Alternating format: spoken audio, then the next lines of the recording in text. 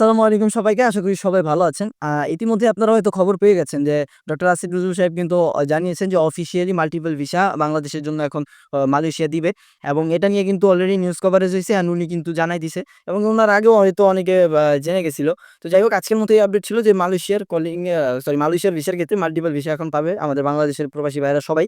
And আরেকটা কথা হচ্ছে উনি কিন্তু এই হিন্ট দিয়েছেন যে আগস্ট মাসেই হয়তো আমাদের কোনো সুখবর তিনি দিতে পারবেন আরো কয়েকটা।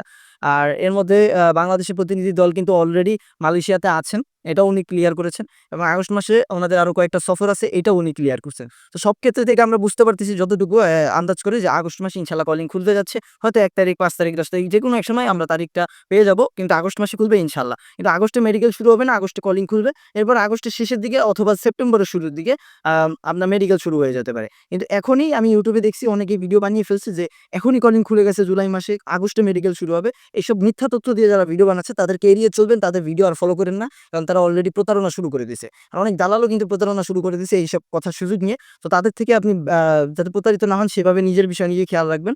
তো আজকের মতো এই আপডেট ছিল। আমরা কিন্তু মাল্টিপল ভিসা পেতে চলেছি এবং এটা আমাদের কনফার্ম করেছে অফিসিয়ালি এবং আমরা আগস্ট মাসে হয়তো সুখবর পেতে যাচ্ছি। এটাও আমাদের কনফার্ম করা হইছে। আপনারা হয়তো ইতিমধ্যে খবরটা পেয়েছেন, তবু আবার কনফার্ম করছি যে মালয়েশিয়াতে যারা বাংলাদেশের আমাদের শ্রমিক ভাই বোনরা আছেন তাদের জন্য মালয়েশিয়া সরকার মাল্টিপল এন্ট্রি ভিসা দিবে এই ঘোষণা দিয়েছে। এটা অফিসিয়ালি কনফার্ম করা হয়েছে। তো ইনশাল্লাহ আরো মালয়েশিয়ার ব্যাপারে ইনশাল্লাহ আরো কিছু গুড নিউজ আমরা অচিরেই দিতে পারবো। আমাদের অলরেডি একটা প্রতিনিধি দল মালয়েশিয়াতে আছে। সামনের মাসে আরো বড় পর্যায়ে একটা সফর হওয়ার কথা আছে। ইনশাল্লাহ আমরা খুব দ্রুত আরো কিছু গুড নিউজ আপনাদেরকে দিতে পারবো। সবাই ভালো থাকবেন, ধন্যবাদ। সেখানে যে সফর হবে সেটাও কনফার্ম করা হয়েছে। অ্যান্ড বাংলাদেশের প্রতিনিধি দল কিন্তু অলরেডি মালয়েশিয়া আছেন যারা এটা নিয়ে এখনো কাজ করে চলছেন। বিভিন্ন ধরনের প্রসিডিউর যেগুলো আছে সেগুলো যাতে ঠিকঠাক মতো হয় এইসব নিয়ে কাজ করে যাচ্ছেন অনবরত। তো তাদের এখন আমাদের শুধু একটাই দোয়া যে কলিং খুলে দিক এবং আশা করি যারা অপেক্ষা করছিলেন তাদের অপেক্ষার অবসান ঘটবে এবং ১৮ জন যে শ্রমিক আটকা পড়েছেন তারাও যেন যেতে পারেন। তো এই ছিল আজকের মতো আপডেট। আশা করি আপনাদের ভালো লেগেছে। অ্যান্ড যারা প্রতারিত করতেছে আপনাদের বা করার চেষ্টা করতেছে তার থেকে একটু সাবধান থাকবেন। তো আজকের মতো এই ভিডিও ছিল। আবার দেখা হবে নেক্সট কোনো ভিডিওতে, নেক্সট কোনো আপডেট নিয়ে।